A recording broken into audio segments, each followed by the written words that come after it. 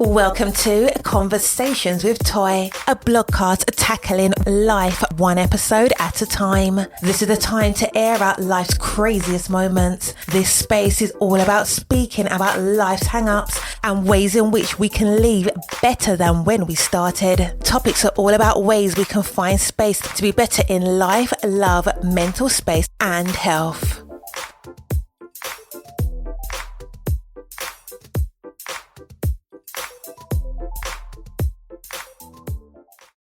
Happy Friday. I hope that you have had the most amazing week, amazing day, all the things. Welcome to Conversations with Toy. Hi, I am Toy, your podcaster. I wear so many hats. I am a content creator. I am a freelance writer. I'm an influencer. I am a blogger. I juggle lots. I do all kinds of things with social media. And the hats that I love the most is being a wife and mother of 3 amazing children. Welcome to the podcast. On this podcast, I talk about all things mental health and wellness, things that are going on the internet when it comes to the conversation surrounded by mental health and wellness. Because remember, back in the days, people wouldn't even talk about if they were going through. People would never even discuss if they were having a hardship. Nobody would talk. Everybody would keep it bottled in. But since the panoramic, and I said that correctly, the panoramic, we have had people who are opening up more, talking about their mental health, when it's good, when it's bad, and when it's indifferent. So on this podcast, we have conversations surrounding different topics and things that surround mental health and wellness, mindfulness, all of the things, and as well as anything that's happening on these internet streets that you might need to be aware of. So with that being said, today's conversation is going to be a good mental health conversation because I want us to have discussions around what is joy? What does joy look like? Because and the reason why I'm talking about joy is because so many times when you're talking about mental health and wellness, we only talk about the bad parts, right? We talk about the times when you feel like you're out of your mind, life is lifing, you don't really have it all together, and then you never talk about the other side. You know what I mean? Like, people may see you joyful, they may see you happy, they may see you do all these things, but they don't really understand. You don't talk about like joyful moments. So I'm going to share a couple joyful moments, but we are going to talk about some heavy things. We're going to talk about Perez Hilton. For those who don't know, Perez Hilton is a huge, I want to call it like a blogger, sort of like a celebrity blogger. He used to just basically talks about the gossip of all the things. And we're going to talk about his incident that took place this week. And I'm going to preface that I am suggesting that you do not try to find the video. Especially if you are in the middle of your own mental health and wellness issue. If you are struggling right now, your anxiety is high, your depression is at the lowest it could be, you feel like you can't make no more lower, and if you go any lower, you'll be in an abyss of foolishness. I repeat, do not look at the video. And honestly, you really shouldn't look at the video even if you're in a joyful moment, because things like that desensitize you to when it happens to other people. You're not as keen to be able to think that it's a serious thing because we get so used to seeing tragedy. It's just like on timeline on social media. We're seeing all these horrible things that's happening with Nolan Wells. We're seeing all these things happening. There was a Black woman that was found behind some buildings just this week, or just 2 days ago. And you see these stories and you become desensitized. So it's just like, oh, it's just so mundane, but it's not. So you have to be very particular and careful about the news that you take in. You should be well knowledgeable. You should understand what's happening. You should have the information. But when videos of things happen or when it's becoming too much, it's okay to take a break. Stay knowledgeable, stay with your wits, know what's going on, especially with current events. But when you need to step away, it's okay to step away. All right. So with that conversation, we're going to talk about Perez Hilton. We're going to talk about mental health, and there's just different things that I've noticed. We're going to talk about a few things that's happening on these internet streets. And one of the biggest things is surrounding Perez Hilton. We're going to talk about some joyful moments because I feel like, again, we should have those conversations as well. So let me give you an update about what's been going on since the last time that we spoke. I have had a pretty decent week. I saw Jill Scott, the only inclusive Miss Jill Scott, in concert. I went by myself. I had a time. Here's the crazy part. When I got to the concert, I had a VIP ticket. So there was 2 different VIPs. Didn't matter. I had a VIP ticket. And so they were taking everybody's phone regardless of what ticket you have. But I got in line and I ended up meeting this young lady, and I can't for the life of me remember her name. But let me just tell you, this young lady was amazing. Like, I am not. So here's the thing. As a content creator, I get invited to a lot of events. And I had to basically be prepared for my social battery to be up in order to have a good time or not bring the mood down, if that makes sense. Now, it's not that I'm a Debbie Downer, because if somebody listening to me be like, well, is she like a Debbie Downer? I am not. I'm actually I talk quite a lot. I am extremely funny, at least I think I am. And a lot of people and I have a great time when we're out. So it's never that. But I say all that to say is that sometimes, especially when I go to things by myself, I kind of want to savor in the moment. I'm kind of more quiet. I kind of want to observe. And because I was by myself, you got to have your P's, Q's, and R's about you. You got to know who's coming down the street, who's doing what. You just got to, your safety has to be employed. I met this young lady. We hit it off just naturally. It was like a natural conversation. And she and I kind of hung out for a little bit before the concert. I didn't get a chance to see her after the concert, but I just want to say this. This is why you have to, one, be okay with doing things by yourself, because you never know what you'll come away with that. Now, listen, the concert itself was banging. Jill Scott's son, he rapped Tierra Whack's part on North Side. It was a beautiful night. But I took away deeper than just singing. I took away the fact that some people were on the internet this week talking about how do you go to a concert by yourself. It's not always easy for people who deal with anxiety. You may deal with social anxiety. You might have different levels of all kind of different things. And so going and thinking to yourself, going to a concert by yourself may seem like a lot. But here's why I'm going to suggest that you do it. I'm going to suggest that you learn to do things by yourself, because there could be a point in time that you might be in a season where you have to get comfortable being by yourself. Now, I'm not suggesting this has to be an ongoing thing. This has to be an all of your life thing. But there are times in life where you kind of do things on your own. And here's another reason why. So many people will group chat and talk about taking a trip. We're going to do this. We're going to do that. We're going to do that. We're going to do this. But the reality is that when everything hits the road, they may not be as apt to be like, oh yeah, I'm going to go and we're going to make this happen. So this is why you have to not be afraid, and sometimes take a deep breath, sometimes go scared until the fear runs off of you. Yes, you have to be wise no matter where you're going, but I want us to get out of this notion that we can't do things on our own. A couple of years ago, I took this I rave about this place all the time. I want to go back. I would so live there. And this is in Arizona. I went to Sedona, I went to Phoenix. I did all the things. And I was there for about a week, just by myself. No friends, no nothing. Now, I ended up running into a girl that I didn't know, and we hung out. I think I might have been there 3 days, and we hung out for maybe 2, and that was it. And I went right back to my solo time. What I learned about myself is, one, I can do big things, because again, when you're a person like myself, I don't know. Let me explain something to you about this anxiety, which is crazy. If you would ask my friends in high school, those who knew me in high school, what type of person I was pretty outgoing to a certain degree, because I think my outgoingness was always plagued by my parents' religious background. They're just like how they were raising us in the church, and the things we couldn't do was always, no, you can't, you can't, you can't, you can't.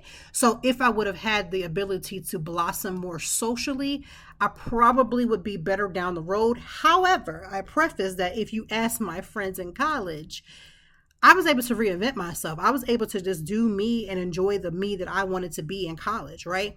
So I don't remember missing too many parties. Like, I probably was at every party that went down, especially that first 2 years. Now, the third and fourth, you kind of get over this, you kind of go to things that you want to go to. But for them first 2 years, I never missed a party. I was the life of the party. I could dance and have a good time, whether I had a drink or not. And I'm saying that because I've had drinks underage, unfortunately, in college, doing things college kids do. And I say that to say is that I didn't really go through this awkward social battery thing. My battery was always full. I'm not saying I'm like the most gorgeous girl in the room, but I never had a problem with like attracting other people of the opposite sex. I've always had I was good to go, smart, beautiful, got it together, and I never had an issue. The second, I don't know if anybody's ever experienced this, but that first fall after I graduated and I wasn't going back to school, and the only thing I've ever known of myself was associated with education, it literally took something out of me. I don't know what happened, but I felt zapped. So let's fast forward to post-college. Being an adulting for what, 3 or 4 years. I have my first child at 28, which is older compared to these folks these days. Like, I felt like I was a grandmom and people were acting like I was straight out of high school having a kid. I didn't have my first child until I was 28. I got pregnant and when I was 27 and had her at 28. She was born 2 weeks after my birthday and I turned 28. Um, I say all that to say, like, the fact of the matter is, I don't know where I went and started having the social anxiety. I think too, once I became a mom, I didn't go out as much. I moved to Philadelphia from my small town of Lancaster. I had a lot of adjusting. I was going through postpartum.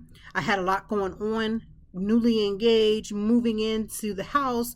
There was a lot going on. And so all of these things have contributed to my high level anxiety. However, me going to things now because I don't have as much time to myself as I would like.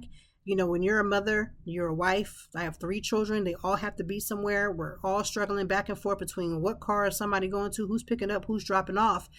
I crave having those alone moments. So it's easier now for me to go do things. But if you're in your 20s and you're in your 30s, you don't have kids, you don't have family, you're kind of just like, I'm doing me, don't know what me doing me even looks like.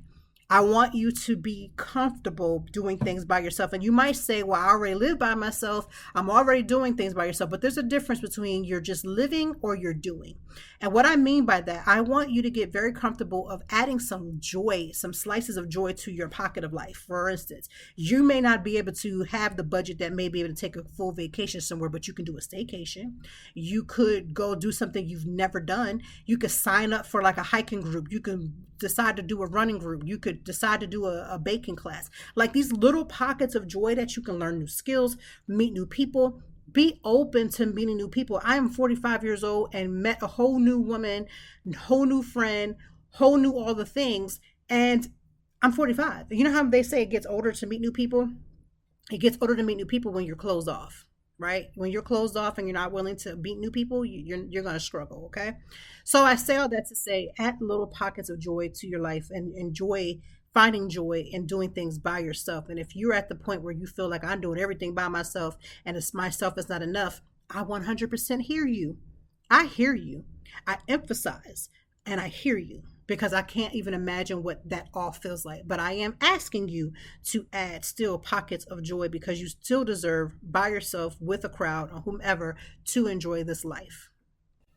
So at some point this week, we're going to switch gears to Perez Hilton, as we just said we were going to talk about.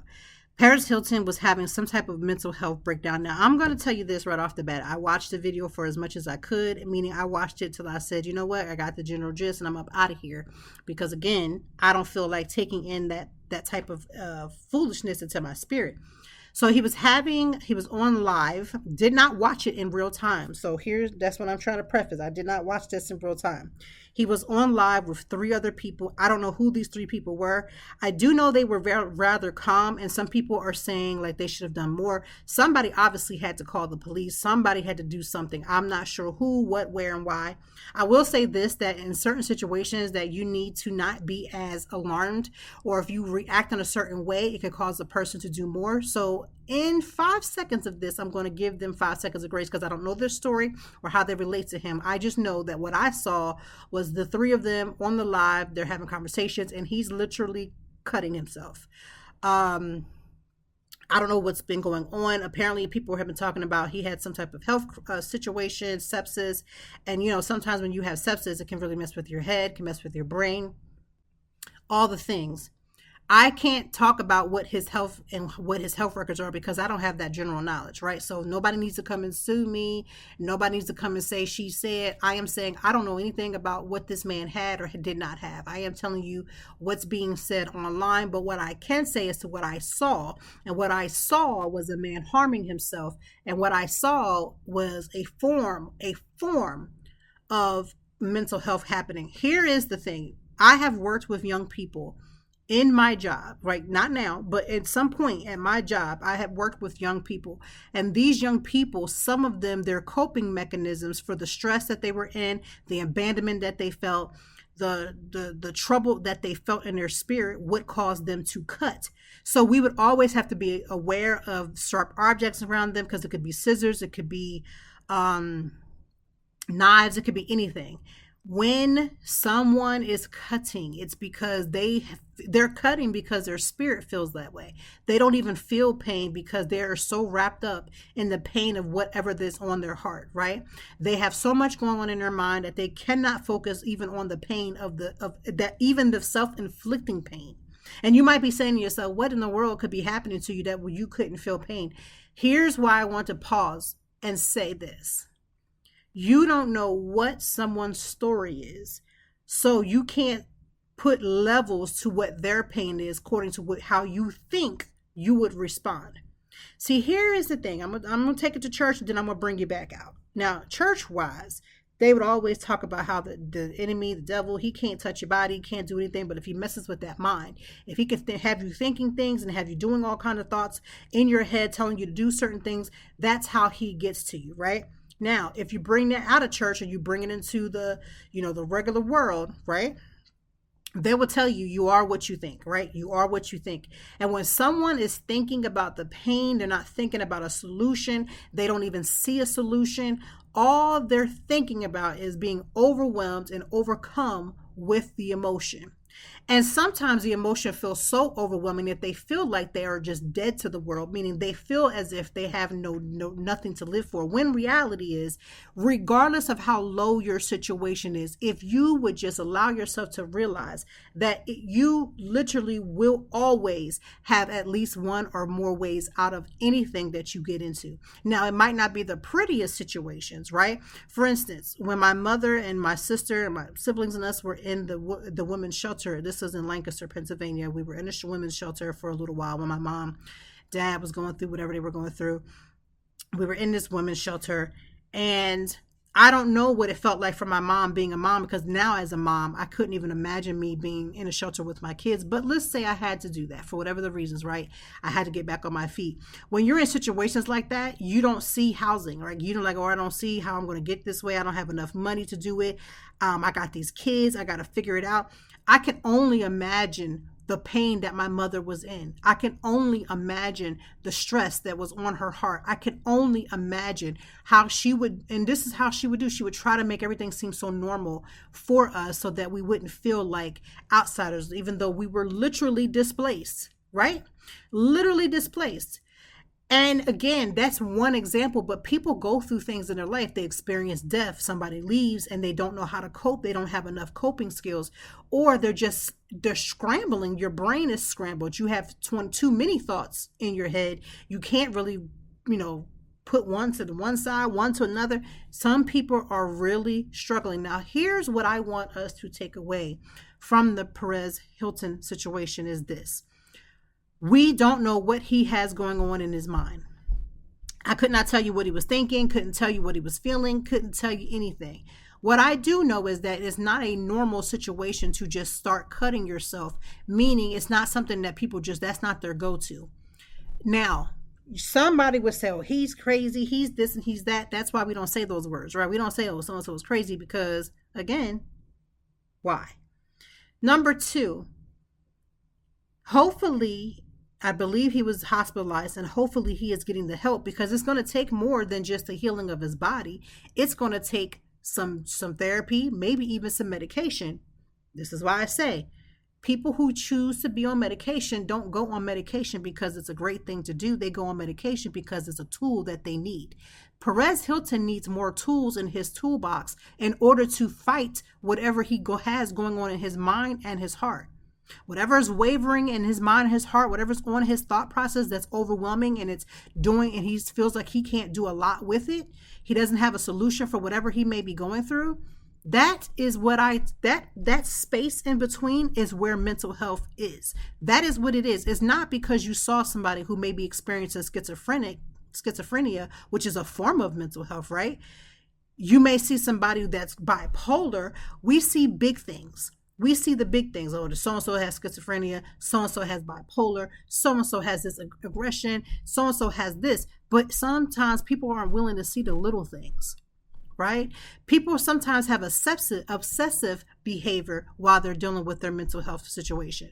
If you're the type of person that starts being compulsive, you start compulsive and cleaning, you have to do this, you have to do that, and you can't sit down. You cannot allow your spirit to rest. You will not allow your mind to rest. Again, everybody wants to see the big things. Everybody wants to point the finger at the person that's on the corner that's drinking, or it looks like they're quote unquote out of their mind. They're saying things that doesn't make sense. They're doing things that doesn't make sense. They're walking around like a zombie. It might be a mix of drugs and some other things.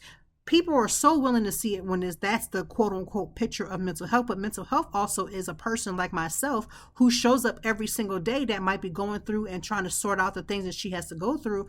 And yet it's still looking like everything is everything. Mental health could be a parent that's like one of the top parents at the school. She's always involved. She's always this and that. She could be going through her own struggles. Mental health could also be your child trying to make sure that they fit into whatever their cookie cutter mold that you've placed them in. You don't realize that they're stressed. They're learning how to be a people pleaser, and you're the one who's teaching them the lesson. Again, mental health looks differently on every single body. And I'm going to take a little baby stab and say, I think that we are all dealing with something. We're all dealing with some touch of mental health. And what's the key to it is figuring out what the tool is that you need. What tool do you need in your bag that you don't have right now, but you know you need to get it? How can we get you the resources to get it? That's always been my thought from day one. Because when I was going through postpartum depression, especially the first time, I went through it with at least, now I can't even tell you I went through with the oldest because my daughter was so sick. I think I was, again, that compulsive behavior. I was already focused on keeping her basically alive. Like legitimately, I'm not even playing. Like I'm talking about really like keeping her alive that first couple of years. So if I had postpartum, I wasn't in a comfortable situation to realize that. When I stopped working, and I started to slow down and I was living that good soft life. Like I had no need for nothing. My husband made sure I had all the things. He was like my fiance at the time. So at the time when we first like had our second child, he was a fiance by then. I didn't have to work by then. At that certain point, my job had lost my job because of all the economic stuff, child. I was living good. I had his card pretty much on me at all times. And he had to ask me for his own card. I had lived a quote unquote soft life. But here is the thing. Even in the midst of the soft life is when I begin to see the cracks and the tears in my mental health, because now I'm more comfortable. I can slow down. I don't have to be on survival mode. And so now I can take a bigger picture to see where I was, and what I was seeing wasn't making sense. But one of my therapists, I don't think it was the postpartum one, but it was my second therapist that I went through. She started to point out of different ways in which I was not noticing it even when I was in college. She was pointing out ways of how I wasn't noticing it as a child. She was pointing out ways that I wasn't noticing it when I was going to church and doing everything everybody wanted me to do. She started to open my eyes that this isn't something that happened overnight. This was a continual pattern that I had to recognize the pattern in order to break. So that's why when I need to see my therapist, meaning when I am in a season where I feel like therapy is on deck, I need to use it as a tool, I will. I am not a person that's in therapy 365 days of a year. That's just not it. But when I need to enlist a tool, such as my therapist, or any therapist, then the tool needs to come out. Sometimes the tool could come out for 6 weeks. It can come out for 2 months. It can come out for a year. It can come out longer. But again, it's a tool. It's not the only tool. Do you know that there are people who use acupuncture as a way to distress? And as they're doing that to distress, it's helping them in other places when their mindset is all over the place. There are 1,001 ways to deal with your mental health, to dip into your self-care, to be more mindful, to take steps back. There are 1,001 tools. If you don't want to talk to a therapist, I'm not here to strangle you and get you to do it. I'm not here to do that. I'm not about to fight you to get you to do it. But I do want you to find the tool that works for you. Okay? So Perez Hilton is getting the help, hopefully, that he needs so that he can start healing his body, then therefore start healing his mind. He may need medication. It may be temporary. It may be ongoing. Who's going to know? He will, and the people who are in his team that's helping him. Now, he did ask for privacy, and people were like, I ain't giving him privacy. How dare he? Because he was in everybody else's business. 100%. I get you. He is known to be messy. We understand that. But I feel like as a human being, he gonna get privacy from me because I don't know him and he's not on my radar. The only reason why he came on my radar now is because of the situation that he was in. And because, again, it makes for great conversation because everybody's talking about it. This is why I say about these internet streets and mental health and wellness, because the very things that people are looking at, there needs to be a conversation around it so that we can divert the conversation to something that's going to be uplifting, positive, and encouraging. And I'm not here to say we got to have everything got to be all cookie cutter, because that's not what I'm saying at all. But what I am suggesting is that we got to be more mindful of the fact that these things are being discussed, and the people who are putting their 5 seconds and tips of it about what they think shoulda, coulda, woulda, just like myself, needs to understand that whatever you're putting out, you better stand 10 toes down, because any of us could be in any situation that we see somebody else going through. Another thing that I did when we're talking about doing things that may be scary, going by yourself. Now, I have been to New York several times. I have been to New York by myself. I have driven to New York. I've taken the train to New York. I've done a lot of things in New York.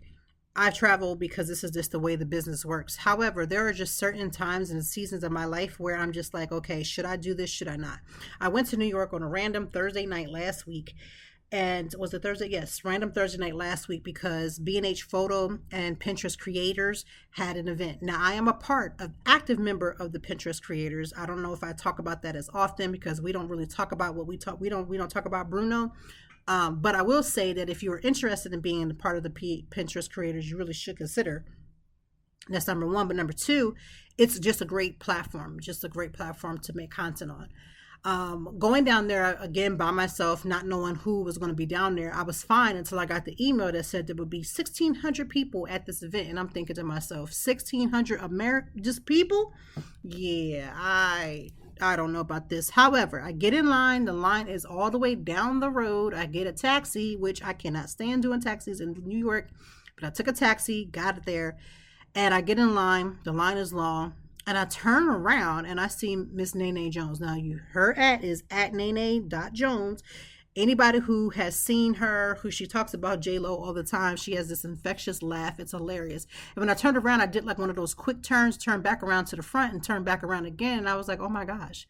And of course, she, was completely gracious, first of all, because she's being drugged online about all kind of stuff right now, which I think she's used to. But I'm going to tell you this.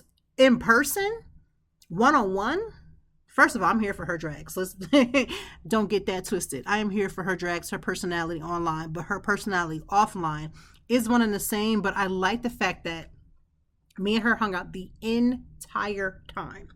And I am not saying that to do like a name drop. What I'm saying to you is that, again, it's that taking a step and doing something you probably wouldn't do and running into somebody that you've seen online that you feel like is a quote unquote bigger creator than you. And then discovering that reality is you're just two beautiful women who just want to do whatever is best for their business. So we were there. We learned about some new cameras and we learned about all kinds of things. We talked to the Pinterest team, which again, I'm already a part of.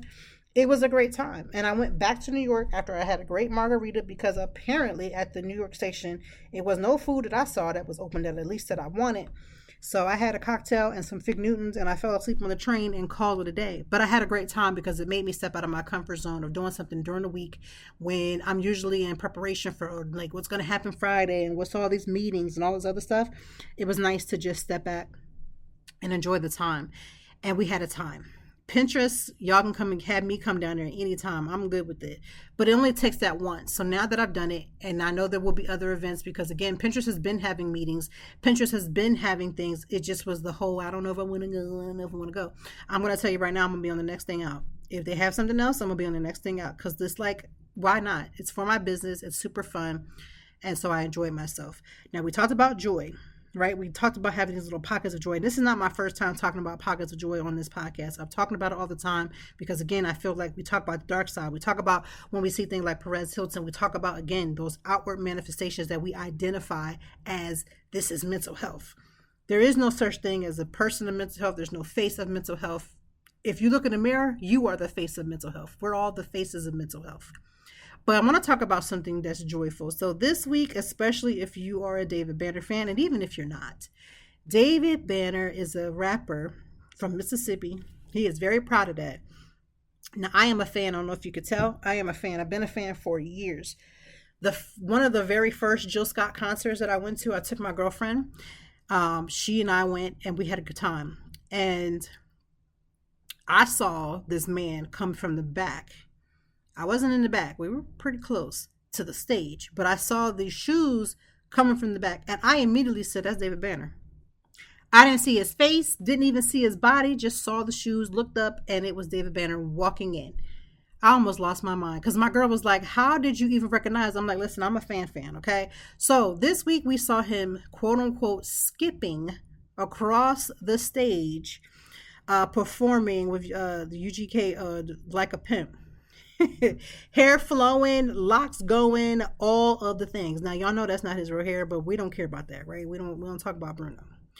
But the joyfulness of him, quote unquote, skipping across the stage has set the media, social world on fire. It was like right at the perfect time. We just needed some joy. We needed to see this man. And if you've ever seen David Banner, he's just this, what is the word? Muscular man. He's tall. Ain't nothing about him says nothing but just strong man, right? And you see him in this wig just flying across the stage. And I tell you, I've watched that video more times and not only because I am a fan, but number two, it's literally everybody is using it. They're memeing him. And I think he's just having a good time because now it's like everybody's like, listen, we needed this moment. We needed to have this moment of joy. We needed to be able to see him skip around. We needed that. I know I needed that. Listen, every time I'm having a moment, I go right back to that video and I'm like, you know what? I'm good. I'm good. So that's what I mean about creating your pockets of joy. Sometimes even the most ridiculous things. Now, people who don't know who he is, don't really care about his style of music, might have been on a guy, he looks like a woman. There's so many gamuts of things that people like to say. I didn't really see any of that, but I'm sure it's out there. So be it. What I took from it was seeing nothing beautiful than seeing grown men frolic, be happy, and have joy. If that is problematic, sign me up for it. Because again, I feel like we talk so much about the issues of mental health. We don't talk enough about the joy. Now, I'm not saying that David Banner, because he skipped, he doesn't have mental health issues. I don't know that man, and I'm not getting sued. What I am saying is that at that moment, he was the exemplary caveat for us to see joy personified. And that I will continue to watch and support. Here are some other ways. Again, let me just preface. Whenever I give suggestions about what brings me personal joy, I am not pushing my ways on you. What I am telling you is to find you some and incorporate that into your space. For instance, I've been pretty consistent with reading my Bible every morning, reading and praying. Thank you, Jesus. That may not be a thing. Find your thing. Another thing is I am in love with erasable pens. I don't know where erasable pens or the concept of erasable pens had not been there my whole life, but the fact that I have adult money and can now buy erasable pens, I don't care how much they cost, I am here for it. Beautiful things like getting a new journal. I got a brand new journal from the Jill Scott because it came, again, the VIP came with some perks. So I have a brand new journal that I get to journal and the new stickers and all kinds of things to decorate it. Journaling is so therapeutic for me. And if I showed you all of my journals, you might have to be eliminated because I can't have you in my secrets like that. So journaling. Oh, and sleep. I have been doing this series, which I'm not done with, about things that didn't work last week. And then I'm trying to improve for the week going ahead. I've conquered the sleep. I've conquered the gym. Don't come for me talking about, well, you're still big. Don't do that because I'm working on it, okay? And then another thing for you folks that like to do that, when you see me, just say hello. If you have to come up to me and say, I remember when you was a size 2, please respectfully go about your way. The reason why I'm going to say respectfully go about your way, because there's something on the tip of my tongue I want to say, but for the sake of keeping it right, I'm just going to say respectfully go on ahead, because everybody's body goes through different phases and things, and I'm on a phase and I'm going to get back, but I am never going back to a size 0. I am never going back to a size 2. None of that was healthy, and I like where I'm at. I'm just going to tone it up. All right. And let me explain something to you. I'm at the age now where I might be able to get somebody's daddy and their son. So I'm going to be all right. Okay, I say that respectfully because some of y'all out here be doing the most when y'all see people. Stop reading people about they weight, they age, they this, they that. Please don't, because one of these days somebody gonna run off and embarrass you. And I'm usually the one that I usually be signing up for moments like that. So if in case you had thought in your mind that this would be a good idea, it probably won't. Because the way I like to read people, I promise you, you don't want to be on the try me. Don't put me on the try me ministry. Please don't. And I like to remind people that as though I am taking my medicine, although I am with my therapist, although I believe in being Zen, I am still the president of Nuck If You Buck. And I got to keep telling you that because some people think that when you start healing that you have to be soft, and that is not the case. I may not respond right off the bat, but my responses are not that far off. And I need to say this because my mouth is super quick. I can come back on people real quick. I just listen. Y'all pray for me. Put your hands up and extend it to your phone, wherever you're listening to, because that's just like how I roll. But the reason why I want to share that is because you don't have to be weak. You don't have to be timid. You don't got to be a walkover. You got to be a pushover because you're in your healing journey. It just means you second guess. You second guess. You don't swing first and ask questions. You think about it. You think about it. Is this situation prison bound? Is this worth that? And if it's not, then I just walk away and I go get myself together. These are the thoughts that you have to be wondering about, because again, everybody don't need to understand that everybody ain't really in the same healing stages. People's healing stages can go up and left and down. You might try somebody who usually would go off and you think that they're doing better now, so they won't. I promise you that little part of them is never going anywhere. They're just learning how to control it. Like they're trying to make sure that they don't go to jail. They're trying to make sure they don't get sued. They're trying to make sure that they get with a job. They're trying to make sure they can still take care of their family. I just want to preface that. Now, there's one last case that I want to talk about because it's something that's been going on the internet for a couple of days now. It's a trial that's actively happening right now, and that's Lindsay Clancy. I'm going to end this conversation with Lindsay Clancy and say right now that unfortunately she took the lives of her 3 children, stating that at one point they were stating that she was having postpartum psychosis, which let me just explain to you from somebody who was there. I am grateful every single day that I never had the thoughts of harming my children, but I can tell you that postpartum depression, postpartum psychosis is not a joke. Here's what I also want to know. I want to say, although it's been debunked in the conversation with her, where some people are saying that, for one, let's go back. She is saying that she's actually bipolar and was misdiagnosed. So that is where the claim is. That's where malpractice is coming into play. Saying that she was misdiagnosed as postpartum depressive, but she actually was bipolar, and the medication that she was on basically only healed one part. It was healing one part, but not the other. I say this with all sincerity. Again, I am not a license of anything. I'm just going by the things that I'm watching, because this is a case that I'm watching very closely, because when stories like this happen and people use postpartum as a defense, it makes it harder for women who are literally going through postpartum to get the help that they need without having to then go back and be in reference to this case or any other case where postpartum depression comes in. And let me just also say, there are many people who, when they see postpartum being a part of a discussion when it comes to harm to children, I 100% understand.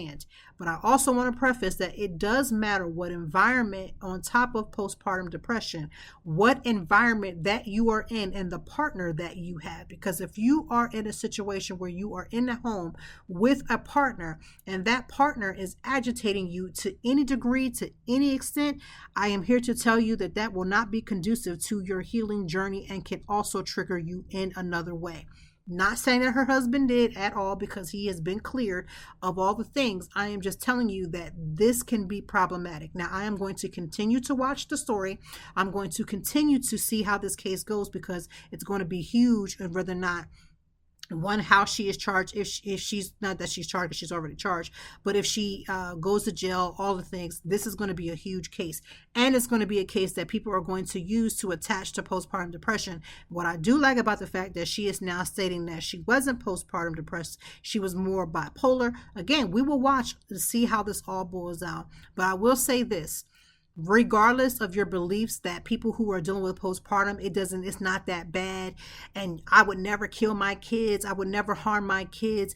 I would never go through this and that. I also want to preface that I just want to say, like I've said before, you never know what you will respond to until you're in it. And you could say, well, I dealt with postpartum depression and I didn't end up that way. I just want to say, you never know what you be in if you are walking in somebody else's shoes. Some of us talk about people's shoes that have walked miles and miles through whatever that they have gone through that we would never have last 5 minutes in. And I'm just going to say, because again, I don't think that's her issue, but there are plenty of women out here who are dealing with those types of situations and they don't get the help because sometimes they're not diagnosed as well. Let me explain something to you. There's a lot of symptoms that can be attached to postpartum depression, but everybody reacts to those symptoms differently and you may not even have them all. Like it's not a cookie cutter thing where if you have postpartum depression, you're going to have all of these. You can have 1 or 2 symptoms and be dealing with postpartum depression. There's a young lady that I know very well. We met in LA a few years ago. She's just had a baby. She was talking about different things that she felt she needed when she's still actively going through healing journey of her postpartum depression. Her son is only like a couple months old.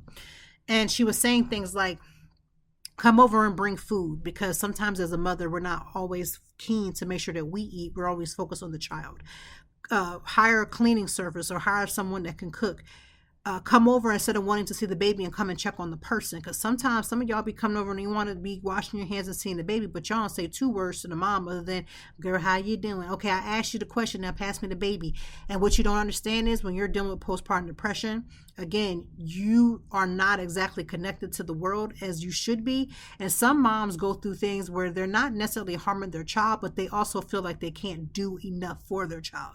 They don't think they're doing everything right. This is more than just the baby blues when you're just like, okay, my emotions or my hormones are fluctuating for a while. This is when you get into the deep-seated portion of all the things. So I'm just stressing that again, that everybody goes through their different channels of how they deal with certain things. And just because it doesn't look like you, don't write it off. Lastly, as I end this amazing podcast, I thank you for listening. But yes, pumpkin spice is coming back in a few weeks. Now, let me just say this. A lot of people say, oh my God, why do they already have this out? They already have Halloween stuff out. They already have fall decor. They already have Christmas stuff. They already have these things out. Now, I'm just going to say this because I learned this in marketing. Right? Even as a content creator, the time to create certain content isn't in the season. Like you still will create in the season, but the time to get started is ahead. So you will see a lot of content creators. You'll see a lot of these marketing ads. You will see a lot of the companies already moving ahead. Here's something also to also put in your mindset. Fall has not even happened yet. But when your children start to go back to school, they call that the fall semester. And with that means that your sleep pattern has to change, the way that you eat have to change. You have to be more focused on your schedule. Like for now, my kids are living footloose and fancy free, right? My kids are either working, they're doing whatever they're doing. And when they're not doing those things, I am letting my kids relax. I'm not concerned about kids being up all night. I'm not concerned about video game playing because you know why? My kids have worked hard. They continue to work hard. They have done their summer work and continue to add more things to their plate as far as reading and education. So I'm not concerned. But at some point, we're going to have to rail that in. We're going to have to start getting them practice sleeps in. We're going to have to say, go to bed, get them phones out the room. We're going to go back to the whole, hey, sit down at this table and get this homework done. We're going to be back to the quote unquote grind. So when you see things like pumpkin spice being on the menu and it's like, oh my God, it's already coming out on October the 24th. Yes, 100%. However, just as a marketing technique, it's always ahead. It's not during the season. They don't post about it. They don't tell you on the 21st, at the 24th that this fall is going to come out. They tell you ahead. So now what's happening? All the stores are switching over. I went to a store the other day and they already have fall decor. And I was like so tempted to get it. But the reason why is because if you buy earlier, then you quote unquote are going to possibly save more money. It's just the way the world works. And if you're on Pinterest, Pinterest works that way. Pinterest, you should be pinning things 3 months ahead. If you are already thinking about Christmas decor, it's okay to put it up now, because with like an app like Pinterest, it's never going anywhere. So therefore, it doesn't have to be in season or out of season, because people are going to search, but people start their searching now because they start preparing for the fall. People already start preparing for their Christmas decor. People already start to order their trees. They start ordering their decorations. They're doing that now. And you only know that because when you are a content creator, you are a walking marketing. You're marketing. That's who you are. You are marketing your business. So I've learned those little tricks of the trade. So as we get to our quote unquote fall schedule, as we start to become more focused, you'll start seeing meal prep companies that start advertising the fact that kids are going to be in school. You live a busy life. You're going to want to try to meal prep. If you want to use those things, great, but you also can do it yourself. You don't got to be a 5-star chef. You literally can do it yourself. You can cut your meats and vegetables and cook them up and put them in containers. You can do all those things. I have been telling y'all for years now. I've been on this podcast for years. I've been writing for longer than that. Preparation is key. You want to stop snacking and eating the wrong things while you're at work? Prepare your snacks. Have everything packed up, ready to go, and be readily so that you can get to it, right? When you prepare, you don't have to get ready because you're already ready to go. So yes, that is why you're seeing pumpkin spice all over your timeline. That's why you're seeing fall things all over your timeline, because it's about being prepared. So we talked about a few things on this podcast. We talked about the joys of mental health and learning how to see joy in the pockets of joy that you can create. We talked about Perez Hilton and his mental health issues.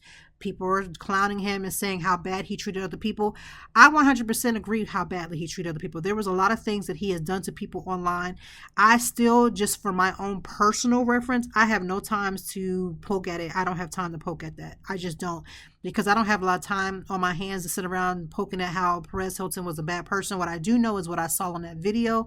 And what I saw in that video was disturbing. And I hope he gets the help that he needs, regardless of what he has done in the past or what he will do in the future. None of that is my issue. I am not God. I can't put him in hell, can't put him in heaven. I ain't got no time for all that. We also talked about the quote unquote faces of mental health, because we have this ideology of what it looks like, and we are all the faces of mental health. We are all can look in the mirror and see where things are gone wrong and where we need to get it right. We talked about the case where, is it postpartum depression? Is it postpartum psychosis? Is it bipolarness? We will not know, but what I will do is, again, continue to watch the case to make sure that I see how this rolls out, because it can be very effective towards mothers in the future. And again, I say this, every postpartum person doesn't look the same, and it can affect you for quite some time. You don't even get your mind and your body back after having a baby for at least 2 years. And just FYI, for your notice, my youngest and my son are 2 years apart, and my oldest and my son are 2 years apart. And right as is exactly how it went. As soon as I started getting my body together, as soon as I started getting my life together, bam, pregnant. Then as soon as I get my life together, as soon as I get myself together, I was like really flowing, losing weight, looking good, doing all the things. What happens? I got pregnant. But then when I had that third one, I went into that doctor's office. I said, give me the paperwork to get my tubes tied, because if I come back up in here, I want all y'all social security numbers, because I'm not coming back here. I bet not be back here a year, 2 years. I had my oldest at 28. I would say I was like 33, 34 when I had my youngest. You know, the unmitigated gall of them saying to me, well, what if you decide to have more children down the line? What if you get divorced from your husband and your new husband wants a baby? I must tell you something. Like I told the doctor that day when he came out of his mouth, I said, you wouldn't let me get it done. I actually wanted to get it done after my son, right off the rip. They were like, you're too young. You should consider it. How am I too young when I was at least 30 something years old? 30, 31 when I had my son. How is that too? Somebody please make it make sense quickly. Because how does that make it? How am I too young? But I say all that to say is that I told them people, I don't want my husband's babies no more. I don't want an alien's babies. Wrap it up. Get them tubes tied. I want to see them. I don't want you telling me you did it. I want to see the tubes. Do you know they put the tubes in a container so I could see them? Yes, they did, because I was not playing. I want to see it be done. I don't want to be back here. I say all that to say, it's not that I don't love my children, because I love them all, but I was done. Being pregnant was cute, but not for me. I don't, it was just not a fan of it, right? I loved how everybody was so doting, and my husband would give me all the things, but he would give me all the things right now, even without all that. So I say all that to say, God bless those who were pregnant, that God would keep them in their mind, their bodies, and all the things. But I have given to society. 1 times 3 is still multiplication, and I am done giving to the world, and I am grateful. So let us not use this case as the catalyst for trying to not believe women. You already don't believe women when they tell you that they're being assaulted. You already don't believe girls when they say that something's happened to them. Let's also make sure that we don't need to add the postpartum depression, because it is very much real. It's not made up. It's not something that just, somebody just using as an excuse to act bad. It's not. It's literally your emotions and your hormones are all over the place, and you cannot regulate. There's people who do not have social or emotional regulation, and that's a big part of when you're going through your postpartum depression. Your emotional regulation is just not there. So thank you for listening to this podcast this week. Thank y'all for also listening to last week's podcast. We had Pax on, and she was absolutely amazing in every way. We talked about mindfulness. If you missed last week's episode, go on back, grab it, listen to it, run the numbers up. Make sure you run the numbers up for this one, not only for the number's sake, but because I always feel like these types of conversations are good. They're going to help somebody. Send this as one person, just one person that you know. Even if it was somebody that you like, even if it was somebody who actually knows me in real life and was like, listen to this girl, she sounds a mess. Send it to them too, because some people listen to it just because they're nosy. And either way, I'm going to enjoy it either way. I want you to do the one thing I always say at the end of the podcast, is to find one activity this weekend that you really enjoy. Has nothing to do with your title, has nothing to do with a bunch of errands. Find something that you enjoy. If you like to go to a coffee shop, go ahead. If you want to go to a bookshop, these are things that I like. I just throw that out there. Go ahead and do it. Find at least one activity. I think this weekend I'm going to paint. I have this new painting kit that just got sent to me for self-care. I'm going to look at it, and I might be painting and drinking a little glass of wine. Who knows? But nonetheless, I want you to have the best weekend. We will be back next week for more Conversations with Toy. Thank you guys for rocking it out, for listening, and for being a faithful and willing listener. Thank you as always for joining me, and I know that even in the deepest or joyful conversations, that there's something we can learn and apply. Until next time, I hope that you are doing better. If not, we will be back to talk some more and handle it. Peace to you and yours. Stay grounded.